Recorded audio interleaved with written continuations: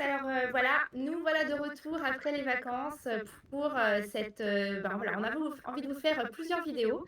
Après les vacances, on a préparé plein de choses pour vous pour la rentrée, pour que vous puissiez justement enfin, développer votre business, mieux l'appréhender, être serein. Et donc avec Alexander, on est ravis de reprendre ces sessions que vous allez voir régulièrement.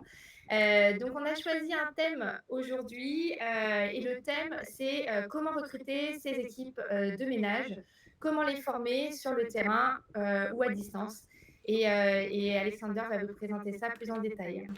Bonjour tout le monde, bienvenue à Toulouse, donc que ce soit l'équipe ou toutes les autres personnes qui nous rejoignent. Donc c'est vrai que les vacances, ça nous a permis de préparer de nouveaux sujets. On en a plein qui reviennent. On vous avait aussi posé des questions par rapport à vos challenges qui revenaient souvent. Donc là voilà, on a préparé beaucoup de choses. Le nerf de la guerre, c'est hyper important. Il y a déjà des vidéos peut-être là-dessus.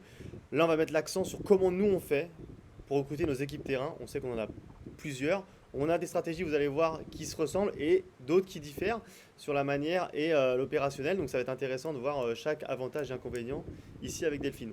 Donc si tu veux bien Delphine, on va peut-être commencer par le premier point, comment finalement on trouve ces équipes, sans rentrer finalement non plus dans le détail, mais concrètement, moi j'ai plusieurs choses en prospection.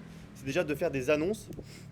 Moi-même, je vais faire les annonces, par exemple, sur le Bon Coin, Allo Voisin, pour exprimer l'intitulé du poste. Donc, on va vraiment détailler Ouais. pourquoi le poste est prévu.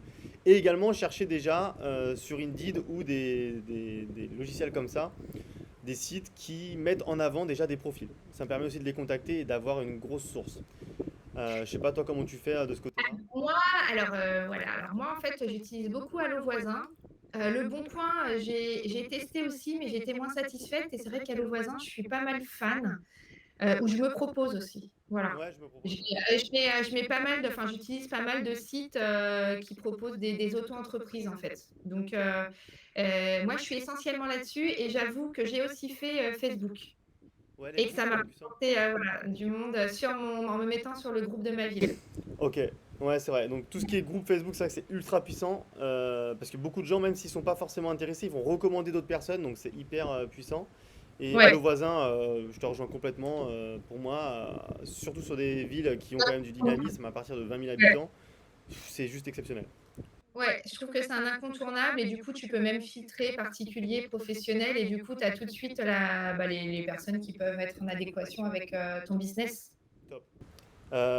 Du coup, ça c'est pour quand même recruter. Donc, à l'heure actuelle, on va pas se mentir, c'est beaucoup plus facile que quand on a commencé il y avait encore 5 ans. Ouais, Il y a plein ouais. d'équipes, il y a même des équipes, et ça on en reparlera peut-être plus tard, mais moi j'ai tous les jours et toutes les semaines des gens qui m'appellent pour me proposer leur société de ménage.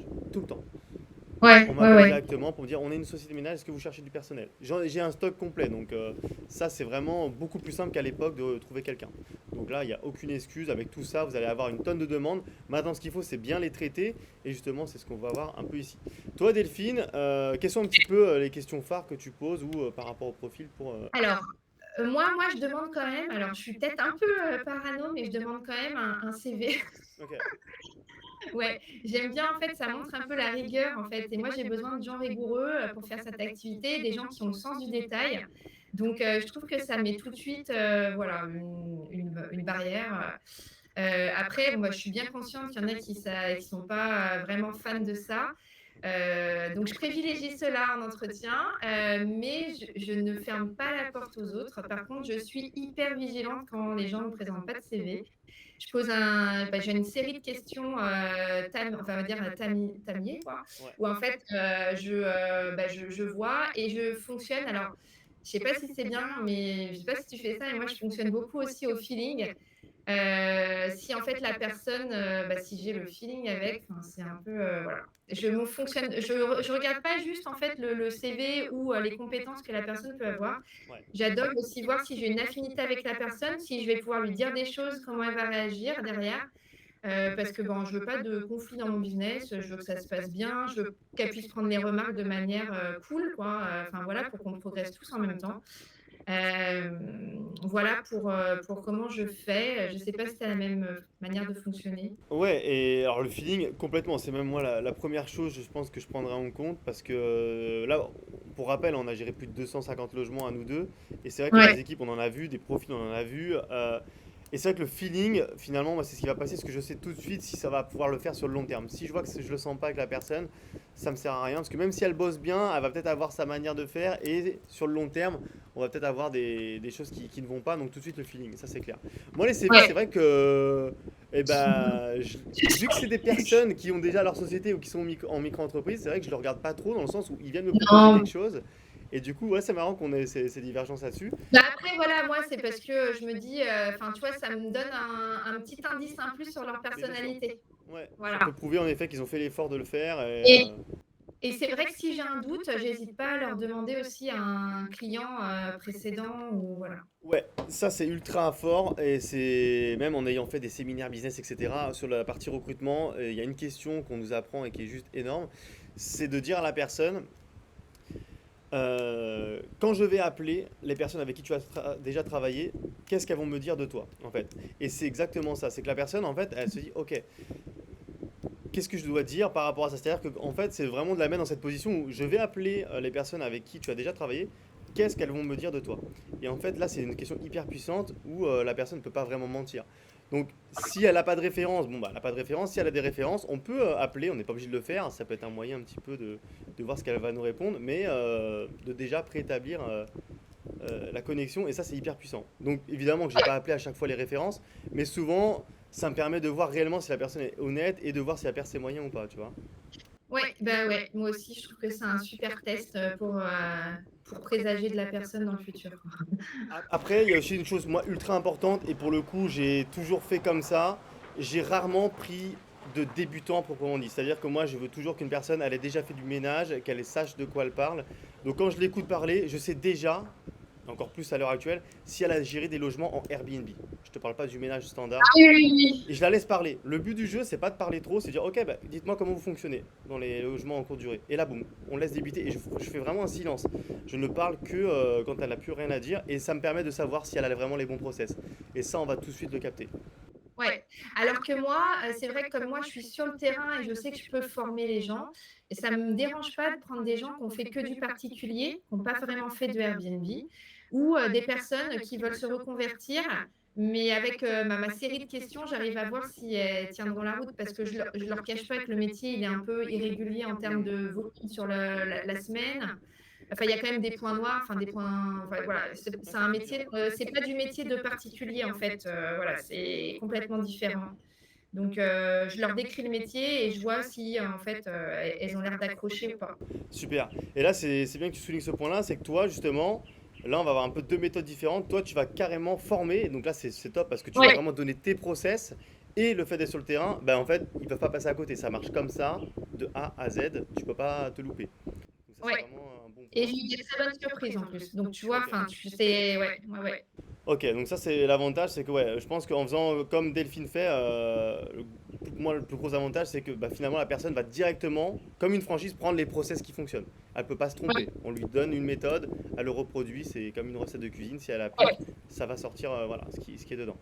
C'est vrai qu'à contrario, l'inconvénient que je pourrais voir là-dedans, c'est, bon, je parle souvent moi de liberté géographique et de gagner du temps, c'est que du coup on doit, soit toi, soit personne de ton équipe, avoir une personne sur place pour la former, donc prendre du temps pour ça.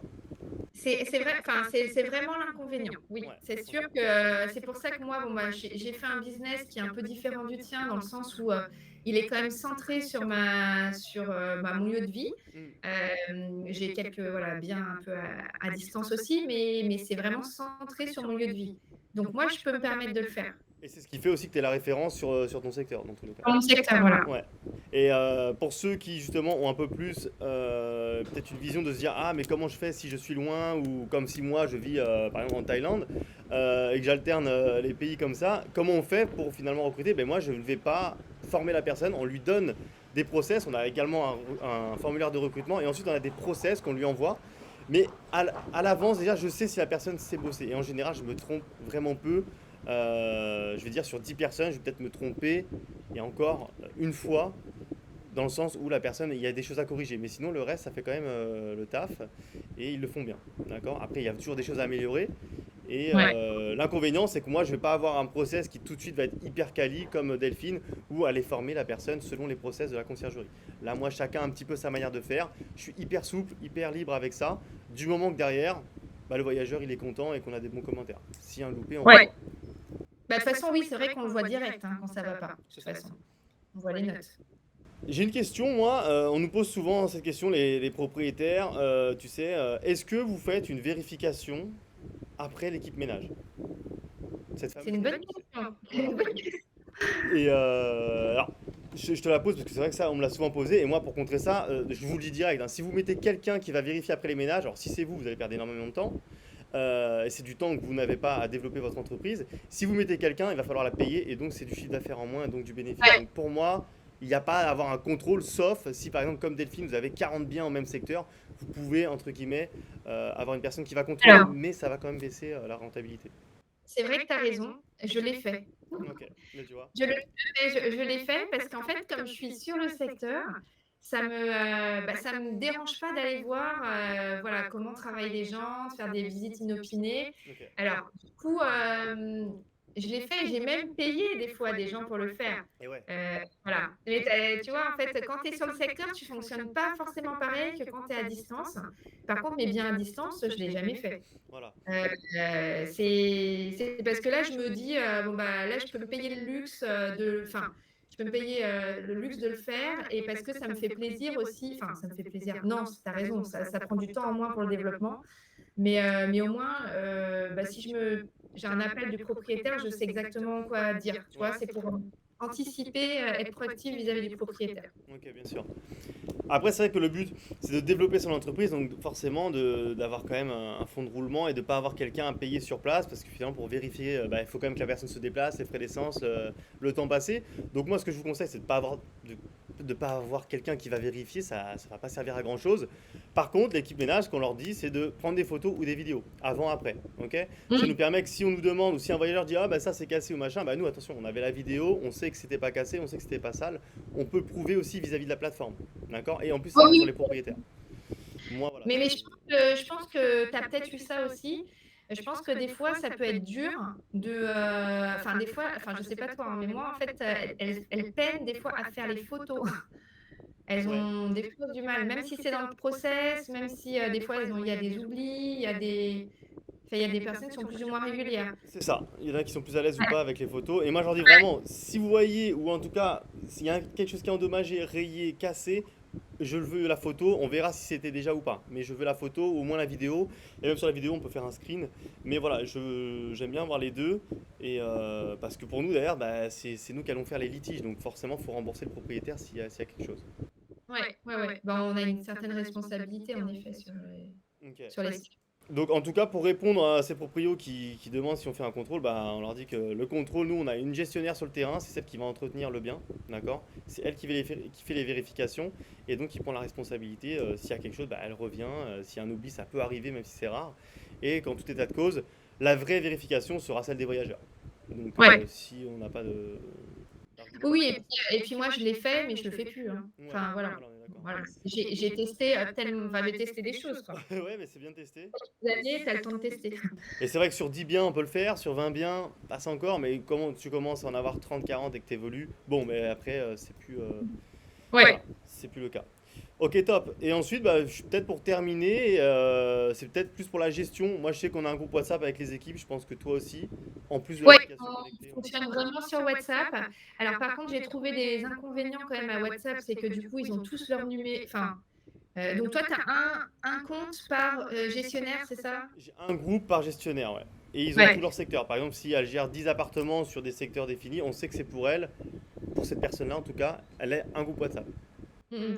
Oui, bah moi aussi j'utilise WhatsApp et j'utilise aussi des fois des les groupes SMS pour envoyer des informations générales et qu'elles ne puissent pas échanger entre elles dessus. Ok, hyper intéressant, ouais. Mm. Top. Bah, pour moi, WhatsApp, ça reste le plus facile. Tout le monde a WhatsApp et c'est facile. Au moins, toutes les équipes sont dessus. Ça va vite de communiquer une info, de remonter l'info. Et après, ce qu'on vous conseille, bah, forcément, c'est d'avoir un logiciel de suivi qui automatise les réservations. Donc, concrètement, dès qu'il y a une résa, la personne le voit sur son appli. Elle reçoit la notification. Elle sait que tel jour, elle a une mission. Voilà, et en fait, bah, c'est une application, bah, il y a plusieurs logiciels qui proposent ça, et l'application de la personne de ménage, elle est dédiée au ménage. Donc en fait, il voit juste l'émission ménage et comment la faire, comment accéder dans le logement, parce que si on change les codes, on n'a pas envie d'envoyer plein de WhatsApp Voilà. Et Donc, évidemment, elle ne verra pas les prix, hein, donc ça, rassurez-vous. voilà, ils voient pas les prix, ils voient vraiment juste leur mission et ce qu'ils ont à faire. S'il y a même des éléments particuliers à faire pendant la mission, c'est écrit, sur cette petite appli, enfin moi en tout cas, c'est comme ça. Ouais. Ben, c'est ça. Top, bah écoute, en tout cas j'espère que bah, ça déjà ça vous aura aidé. Normalement avec tout ce qu'on vous délivre là, vous pouvez le tester par vous-même, hein. Vous allez avoir plein de candidatures. Les questions à poser, on pourra vous faire si vous voulez d'autres lives sur les questions spécifiques, mais vous allez sentir au feeling l'expérience de la personne pour le recruter et ensuite ayez une bonne gestion parce que le but c'est pas de recruter vite, c'est de recruter bien sur le long terme. Donc voilà, j'espère que ça aura aidé tout le monde. Est-ce que tu as peut-être quelque chose Ouais. Ouais, alors, oui, j'espère que ça vous a aidé aussi et si jamais vous avez des questions, supplémentaires, c'est des sujets que vous voulez qu'on traite en particulier, comme ça en live, tous les 2, bah, n'hésitez pas à nous les mettre, soit sous la vidéo, que vous la trouviez, sur Facebook ou YouTube, sur Alexander ou moi-même. Ça nous aide et du coup, ça vous aide aussi, puisqu'on peut répondre à vos Ouais, questions. totalement. Ouais, n'hésitez pas, hein, un thème particulier, même si vous pensez que c'est pas forcément quelque chose à traiter, en fait, il y a potentiellement beaucoup de choses à dire dessus. On le sait, on a une grosse expérience avec Delphine, comme on vous dit, on a géré plus de 250 logements, et on a aussi des méthodes qui sont forcément très cohérentes et qui sont très similaires pour performer et pour avoir ce genre d'entreprise, et d'autres avec des points, on va pouvoir, comme vous le voyez ici, avoir des points divergents, et il n'y a pas de bonne ou mauvaise réponse, hein, c'est selon chacun, et en tout cas, nous, on vous donnera à chaque fois notre point de vue. Voilà. Voilà. Bon, bah, on vous dit à très vite pour la prochaine vidéo et on vous souhaite une très bonne journée. Salut, ciao, ciao.